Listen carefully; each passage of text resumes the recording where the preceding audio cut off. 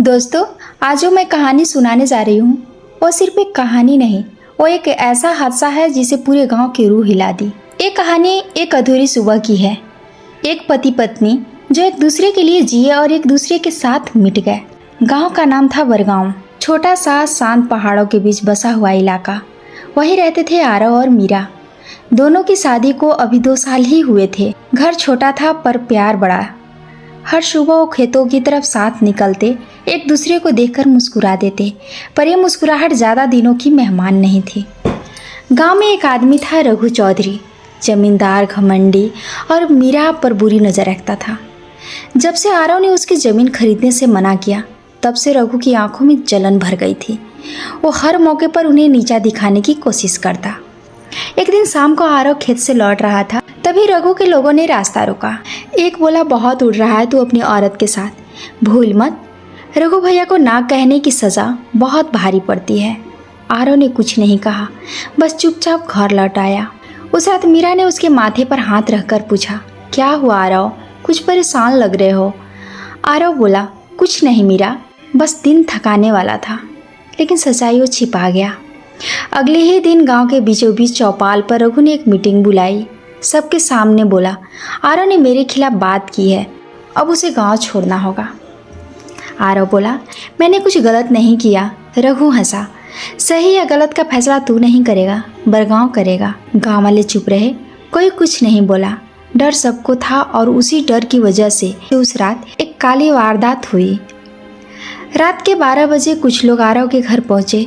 दरवाजे पर जोर की ठोकर मारी। आरव ने दरवाज़ा खोला तो उन पर डंडे बरस पड़े। मीरा चीख उठी, छोड़ दो मेरे पति को, लेकिन उसे भी नहीं छोड़ा गया। कहते हैं जब दर्द अपनी हद पार करता है तो आत्मा भी चीख उठती है। वो दोनों वहीं गिर गए, एक दूसरे के हाथ में हाथ डाले। सुबकते हुए मीरा बोली, आरव क्या हम मर जाएंगे। आरव बोला, नहीं मीरा, हम जिएंगे रूह बनकर और लौटेंगे अपने दर्द का जवाब देने।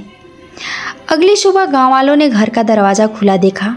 अंदर सिर्फ खून था और सन्नाटा।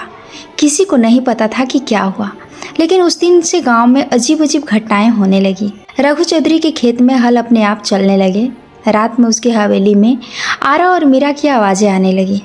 एक रात रघु ने देखा, आईने में पीछे मीरा खड़ी है, सफ़ेद साड़ी, आंखों में आंसू और चेहरे में गुस्सा। वो बोली, रघु तूने मुझे मिटाया, अब तेरा अंत शुरू होगा। रघु चीखा, जा यहाँ से, पर उसकी आवाज़ गले में ही अटक गई। अगले दिन रघु के नौकरों ने देखा, वो हवेली के बाहर बेसुध पड़ा था। चेहरे पर वही निशान थे जो कभी आरव के शरीर पर थे। गांव में डर फैल गया। लोग बोले, रघु का आरव मीरा की आत्मा ले गई। कुछ साल बीत गए। बरगांव की मंदिर के पास एक स्मारक बनाया गया, सच्चे प्रेम की याद में आरव और मीरा।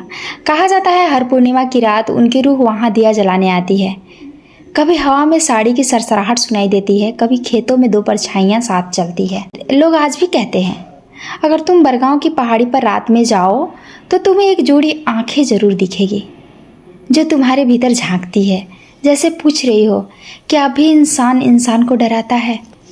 ये कहानी सिर्फ डर की नहीं, ये इंसानियत की मौत की कहानी है, जहाँ लालच, घमंड और नफरत ने 2 जिंदगियों को ख़त्म कर दिया, पर उनका प्यार वो आज भी जिंदा है, हवा में, मिट्टी में और उस गांव की दीवारों में।